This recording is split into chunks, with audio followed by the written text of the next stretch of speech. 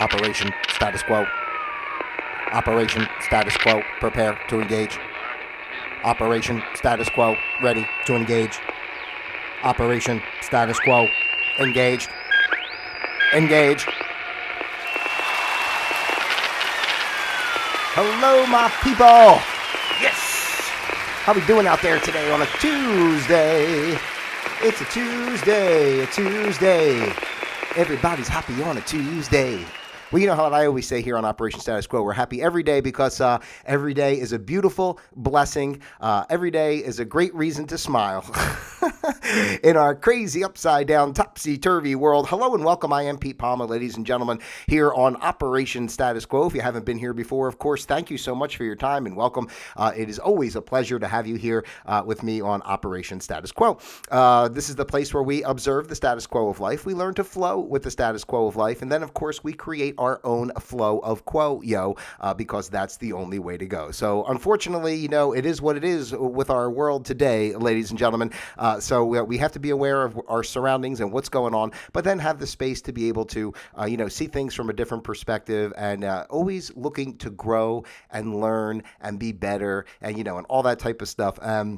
That's the kind of community that we're trying to build here on Operation Status Quo. So as always, I thank you for your time. Today is the 5th of September in the good year 2023, and today's program is entitled Unaware of Awareness. And I guess I was just kind of thinking, it's just an interesting concept to me of awareness itself, right? Because, what does that even mean, to be aware? And, how do you quantify it or qualify it, for someone's perception to even understand? I'll give a good example because I guess maybe one good example was going back to my pool. For those of you who are here all the time, I'm always talking about what goes on at the pool. It's a lot of action over there at the pool, but I was over at the pool the other day. And the mother and father were there. I know these people. I've spoken to them before.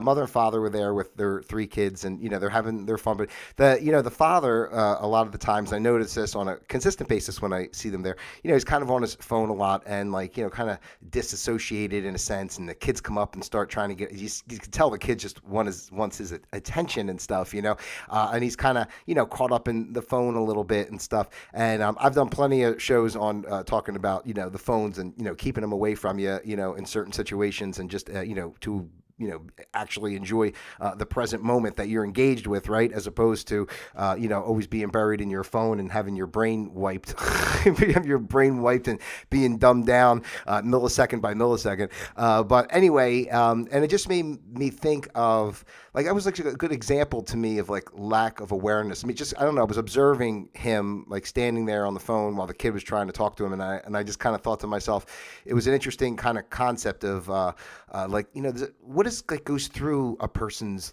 mind in the sense of awareness. I always want to explain awareness, people like to talk about being aware or being self-actualized or whatever kind of terms they want to use, but what does it really mean in a sense, right? And for me personally, I find it difficult in some regard to how do you get this kind of point across to somebody? Because to me, it's either like anything else, I guess, in life. Either it resonates with you and you understand it, or you don't, or you have to have some sort of experience that makes you see things in a different perspective. Because think about sometimes when an experience happens. Some kind of traumatic or whatever kind of experience in your life that really just all of a sudden makes you see things in a whole nother way. And then all of a sudden you realize it's a whole new world opened up that you didn't even realize existed, right? You were always just kind of driving down this one road with the blinders on. And then all of a sudden something happens over here and you're like, whoa, there's an off ramp, and oh my gosh, look at this whole area. I've never seen it before. So I think the most important part of trying to be, self-aware and even trying to deal with that concept, if it's something that's newer to somebody or doesn't even, blows it off as fluff, right? Because so many people were so ingrained in the mainstream world. We're all programmed in this matrix in a sense, right? So you're not even thinking that a lot of people aren't even thinking that they need to look any further than what's being shown in our day-to-day life. Or we're just conditioned to be that. We're just, again, I always talk about the little petri dish. Here it is, my little petri dish of shit. It's my bell. but we turn it over and it's a little petri dish of shit. So, people are kind of like just stuck in that groove, right? And just driving down that road with the blinders on and not realizing like how much more is around.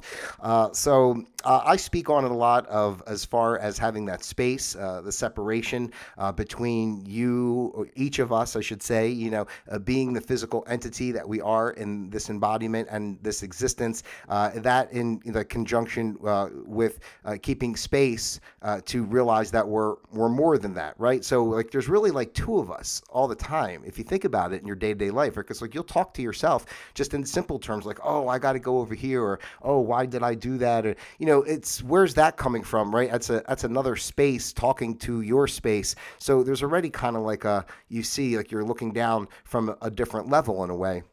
So I feel the more, and this is what leads into all the stuff I talk about as far as how humanity's growing and consciousness is growing and how we're changing and things that are happening and what we're heading towards and just the way our world is today, and it's all kind of just little, pushes, along to get us to rise in a certain regard, right? So, having that space as much as you can to observe, to be the observer, right? Because ultimately, it's all one energy, right? It's all one energy, and so we have a responsibility that I talk about all the time, of being aware that first and foremost we chose our incarnation and the circumstances within our lives and the parameters thereof.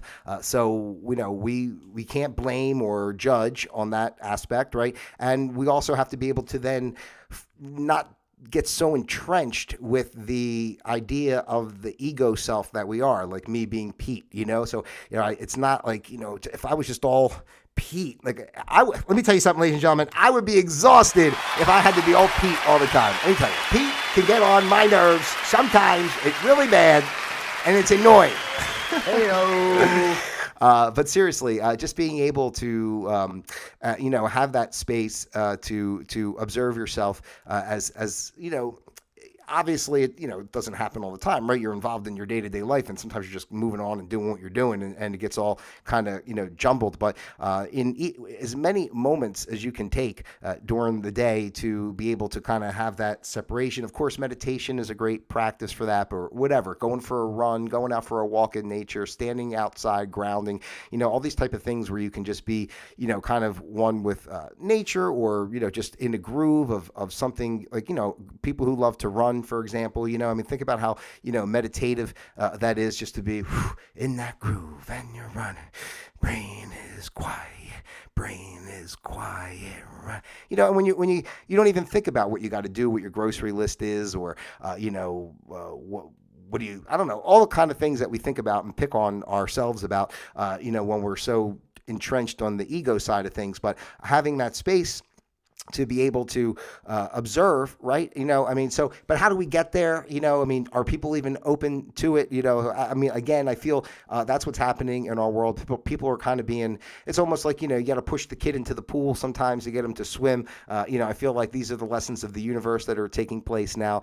It has to be, this demonstrative in a way to really, get people to shake things up. And honestly, it is what it is. Like, because for my fundamental belief that all time is one and all energy is one, I feel like these dynamics, play out throughout eternity, all in one moment, essentially, right? And it's just a cycle that goes round and round. And, as human consciousness may be rising now, right, as we're realizing our enslavement and all the misinformation that we've been taught throughout these generations, and as that's coming, to the light, and people are starting to see what's going on and start to move, into a different direction, right? It's easy to see in a way that, okay, humanity can uplift and become this, this consciousness of godliness, or, really walking the right path and all that type of, which is beautiful, right? It's beautiful and it's amazing. But just imagine generations and generations of living that way. And then, unfortunately, because in the realm of duality and physicality, physicality, you can't have one without the other, right? Every action equal and opposite reaction. So for consciousness to rise, it must also fall, and for it to fall, it must also rise. And I just feel it goes in this, constant pattern of up and down, round and round, because as long as we're here and believing in the separation, then, it's always going to be that way, because you have to have all those dynamics in place to facilitate the lessons that need to be learned by, for physical embodiment, right? So everybody's in a different space and learning different lessons. So some people have to be in this part of it, some people are in this part of it, and either way, there's always a balance. And sometimes I think the whole, if you want to say it that way, the whole of the bigger whole, I should say, or the majority of humanity and how it's functioning, sometimes is going to be in a horrific level, like the way it is now, just like evil and all the shit that's going on and stuff that's coming out, right? And then it'll go the other way, where maybe most of humanity is really more on this real peaceful, in tune with nature and all that type of way life. And then over time, like I say, it just goes, round and round. But there's always a little bit, even now, even before all this started happening in this great awakening of consciousness that's going on right now, there's been people for generations prior that have been living in this system of enslavement, but are at a higher level of consciousness, right? But just that has not been allowed to really come to the forefront or fruition of what the main thrust of our society is. So now we're coming to that space of pushing up, coming out of the darkness and bringing ourselves to the place of that new way. And again, I just feel it's beautiful. That'll last for a number of generations, and then it'll come back again. Which I can go down a whole nother path with that, because really what it takes is for us, as ultimately there's only one human ego consciousness that's like kind of disseminated within all of us. We're just all little pieces of it, right? But ultimately, it's just kind of one consciousnness. So, when the time comes that we, do away with the illusion of separation and duality, that's when it all just kind of goes whoosh, and it's all gone, and we're all back to the oneness. And there's a great book about that called The Disappearance of the Universe. You can look into that. But in the meantime, while we're here and talking about awareness, I do have just a few little tips of, if you are someone who's thinking about it might be nice to actually be self-aware and looking for more of an enriched or depth in your soul and in your life and in what you do. So these are some things that you can do to help increase that. Like, maybe you are somebody that like just kind of thinks about it a little bit or has a sense of knowing, because this is, again, there's no judgment and there's no who's right or who's wrong, and everybody's on their own path. And there's people that I watch and subscribe to and listen to what they talk about, and like, so I'm like way down on some of the rungs of like where they are in some of the practices that they do, but in other ways I'm doing a lot more than others. So I don't know, I'm on my journey and figuring my stuff out. We're all on our own journey, but I think the most important part is to have a space, like to have that to have a space to know, like a baseline, right? Like a focal point, to know that at least you have that power to make your life what you want it to be, instead of just being the programmed bot that most of us have become due to what the mainstream puts out there. So some ways, if you feel that little tinge in your soul that's telling you to something's not right, I want to see a different direction, here's a few tips of things that you can do. And some of these actually I went through this quickly just to see if it was worth it or not, and they're actually pretty good. So first of all is to seek out new experiences. One of the best ways to boost self-awareness is to immerse yourself in new experiences. This lets you step out of your comfort zone, giving you a chance to learn how you act, think, and feel in unfamiliar situations. What's more, it creates opportunities to discover more positive qualities about yourself. So when I read that, one of the first things I thought of was I talked about this before, my experience going to Bali in Indonesia, which, just the way my family was and raised and different things, like, it was a big deal for me to go on my own that far, and I was in my 40s, but it's like, I guess what can you do, right? We all have to go on our path the way it goes. But I did a lot of things on that trip that were out of my comfort zone, things I would never, think of doing. I tell this story all the time about we went to this big farm that they, it's a whole vegan farm thing, and they, all this food that they grow. It was a kitchen, actually. It's called Earth. I think it was called Earth School Kitchen or something. You can look it up. It's in Bali, Indonesia, and I think chefs, like some professional chefs and such, go to train there. To learn how to make vegan dishes, and obviously they're growing all the stuff there and making it in this facility that's there. It was beautiful, and they gave us a tour, of this area outside. And I know I probably told this story before, but, it was, I had to take the shoes off, and I'm walking through rice paddies and stuff, with the bare feet. And like, I tell this story a lot because I remember saying, like, shouldn't I put shoes on?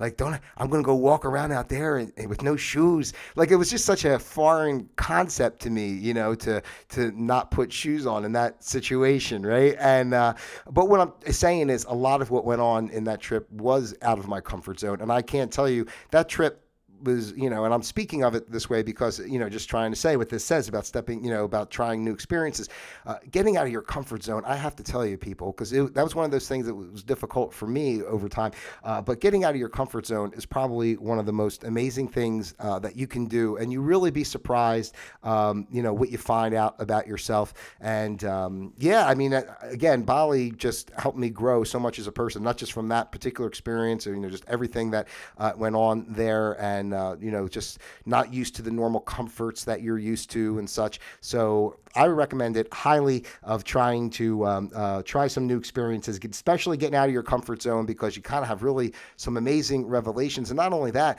it really makes you feel great about yourself, of accomplishing, like, wow, this is something that I'm out of my wheelhouse. I never thought I would do. And wow, look what I accomplished. And, it kind of gives you a broader perspective on life. Ask people for feedback is another one. Often learning about yourself means stepping outside of your own shoes.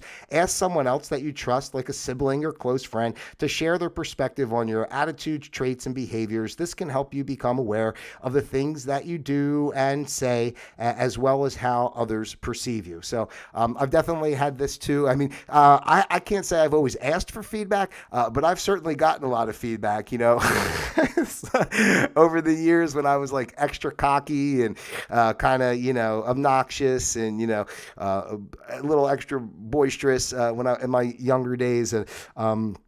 And I will say this too, like, that feedback, especially from people. One time I had a thing, with my brother, and, he's generally fairly quiet, and he got really mad at me, for the way I was kind of being forceful and, in a family situation. And, he got all, kind of reprimanded me in a sense, and I walked away from it when he was mad. But then I thought about it later, like, clicked in my head, like, man, like, yeah, I'm coming out, like, and I'm speaking in this way. How does that make people feel? Right. So I think that's one of, like, again, like, just making me think, with talking about separation and observing yourself, that's really such the key to awareness. And, however aware we get to, whatever level we get to in this incarnation, it's not necessarily the point in my mind. The point is, like, what efforts are you making and responsibility are you taking to try to improve? You don't have to be perfect, right? But that may be great, I guess, if we could, but there'd be no purpose to the journey, I guess, if we're all just perfect. So, what are you learning about yourself? And I've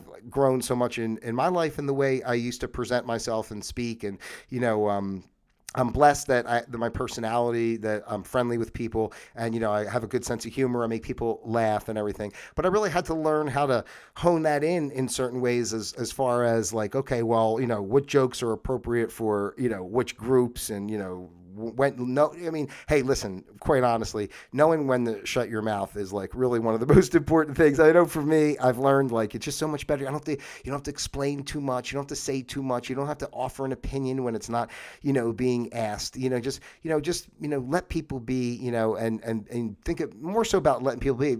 We're focusing on yourself in a sense. just realize how you're coming across and how you present things to others. So I think that's, important. And the more you do that, the more you're going to be reflective, right? Like, how did I react in this situation? How did this situation benefit those involved based on what I contributed? When you start thinking of things that way, you really learn, and then you take that into the next situation, right? So, and that's how you continue to grow, because we have to grow all through life. It's not like you're just done at a certain time. We're growing all the time.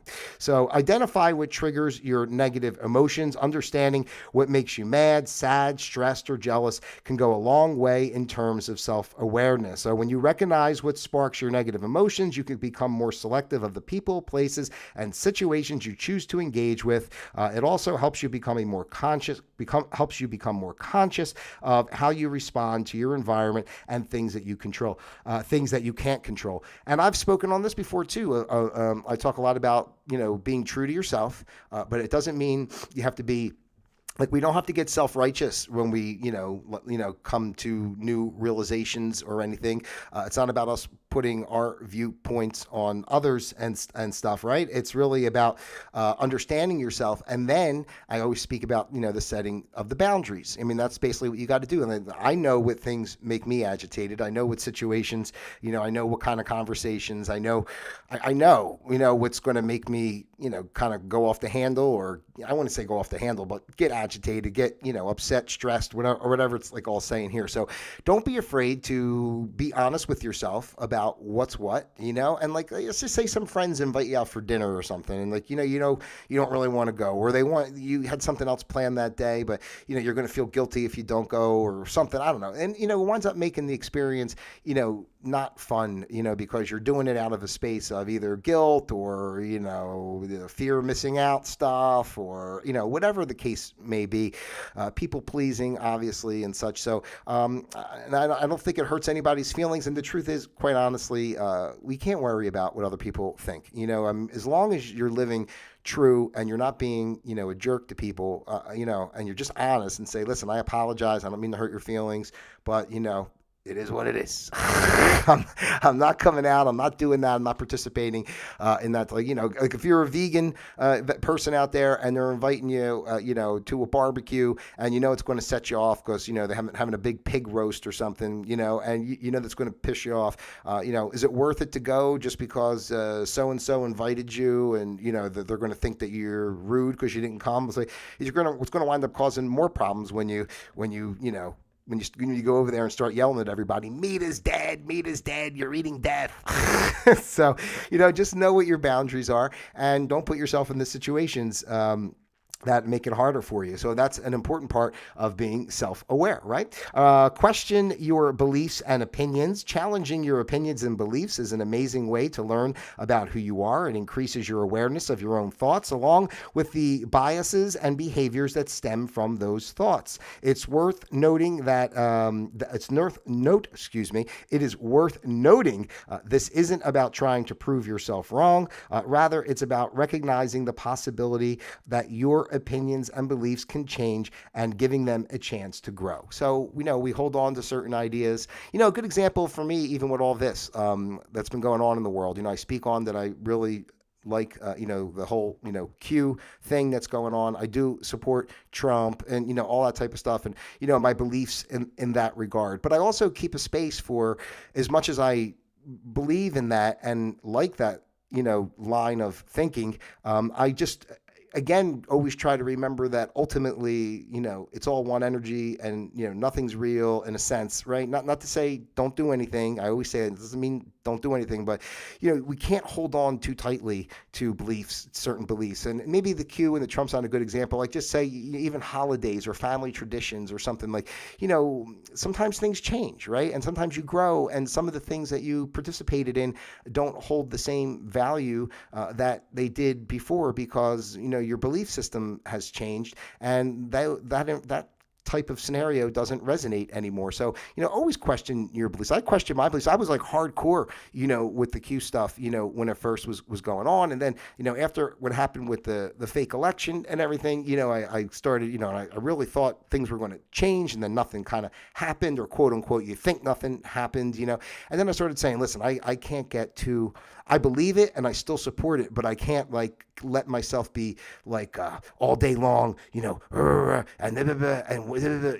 it's like, it's too much, right? I always talk about not living heavy. It's great that whatever things get you through, there's a lot of information I follow. I try to look at things on both sides, really, because I just want to keep space I don't want to be closed-minded to anything. And sometimes I hear stuff I don't agree with, and it's not my line of thought, but I still give it, a little bit of listen or open-mindedness to it to see how it resonates with what I think. And is there any parts of what I'm hearing that I could, put in with what I believe?